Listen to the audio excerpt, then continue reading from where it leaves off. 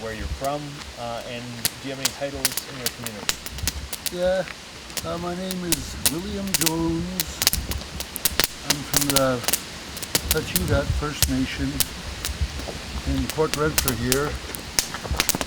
I'm 80, in reasonably good health. I'm a product of the residential school system in the past. And I'm concerned about what is left and how we have to preserve it for everyone. And I feel that we all have to now be active, particularly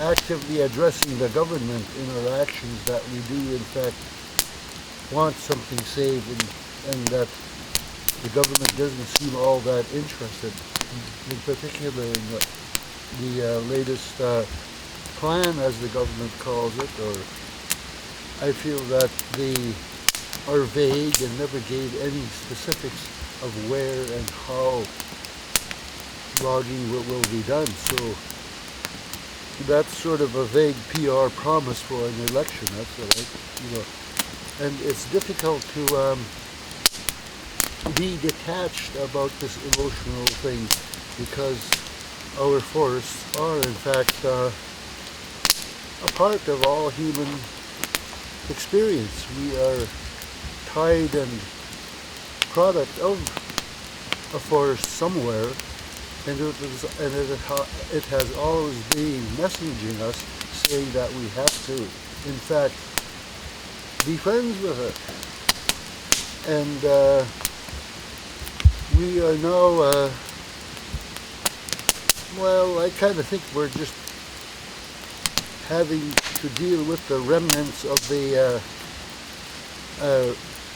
grim reaping, pillaging colonial system there, whereby the big logging outfits go in and strip the land and all its resources and leave us with nothing. There's lots of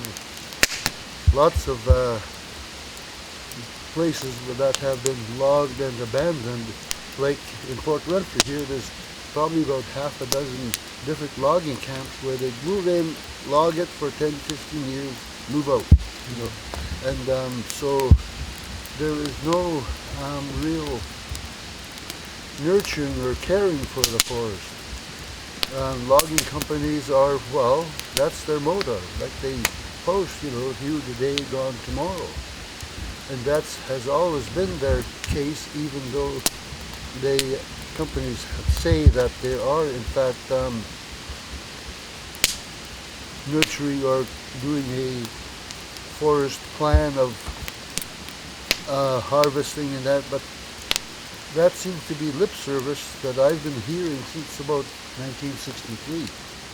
When I was 23 at that time, we went to a fair in Port Alberni, the fall fair, and there was a big table with these handsome young blonde white kids pointing out proudly, we're going to log this, we're going to log this, we're going to log this, and we'll be logging forever. And that was 63, and about just at the end of the 70s, they started shutting down and slowing down Port Alberni because there, in fact, was hardly anything left. And then in the mid-80s, it was all gone.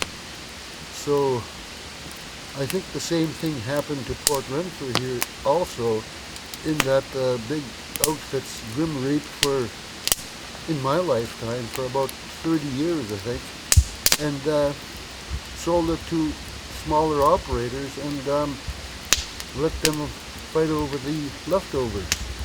That's what it amounts to here now, and we have to keep some of them leftovers for our children.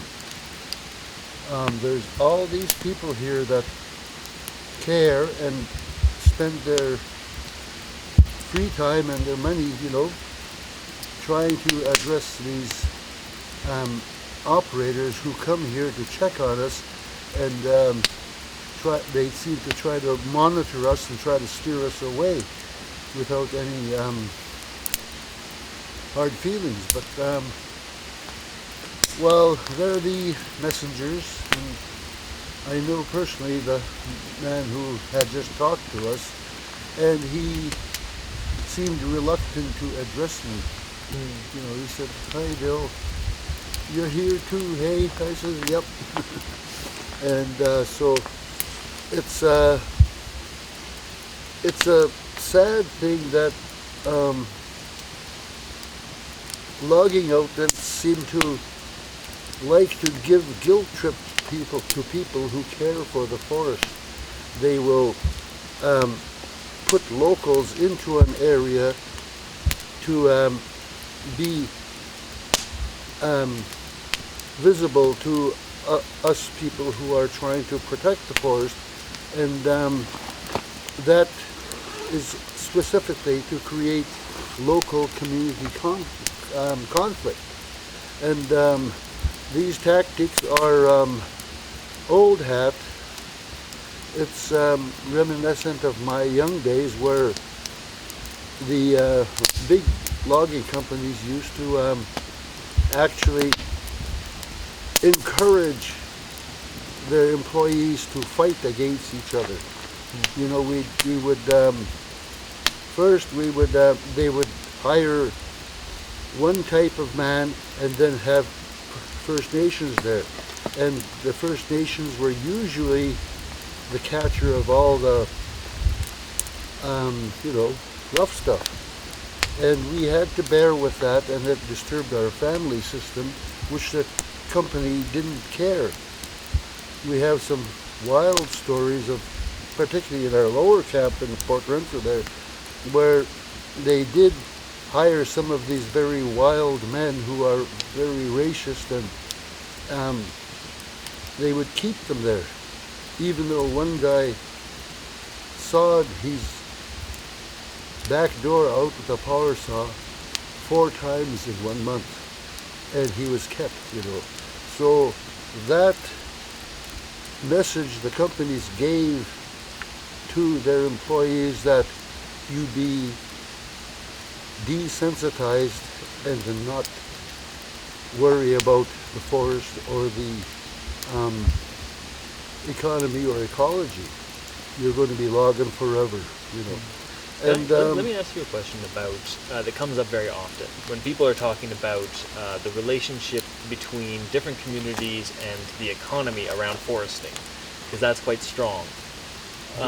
What are your thoughts on the balance between preserving forests and nature and the importance that people talk about in there being economic output, jobs for First Nations, but other people around forestry? What are your thoughts about that balance?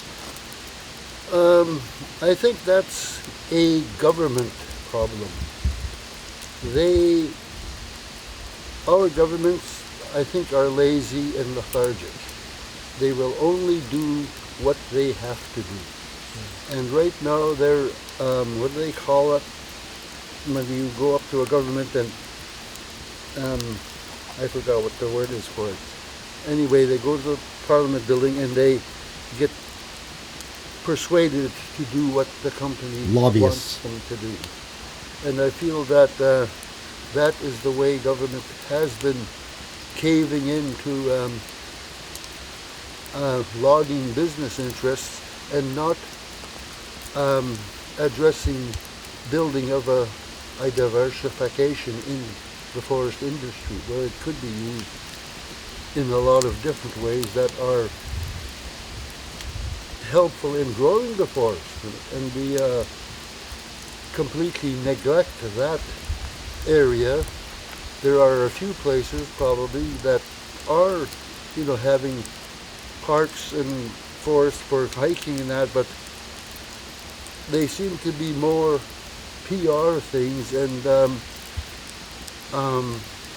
addressing people who are less outdoorish and leaving the rough roads for people who can afford it. And I feel that all these issues have to be addressed, whereby we can create tours and hiking stuff for people to go further into the bush, like here up in the Fairy Creek area.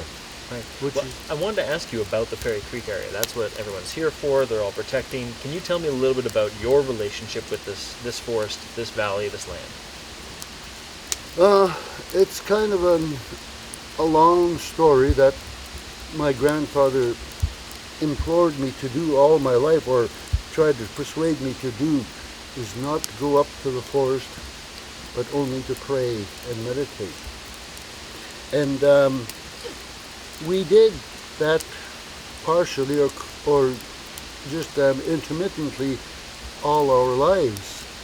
And specifically, the Fairy Creek was used by my two uncles as a prayer place. My Uncle Danny, I think I can mention his name, who's passed, and also my Uncle Wesley, who has also passed on. And I would go up there and bump into them. Usually we wandered alone in the forest here. I don't know why, but solitude seems to be our best choice in actually relating to ourselves, and the biggest part of that relationship is being in the forest. It sort of drains you and then fills you. It's like a recharging, and it takes the bad and gives you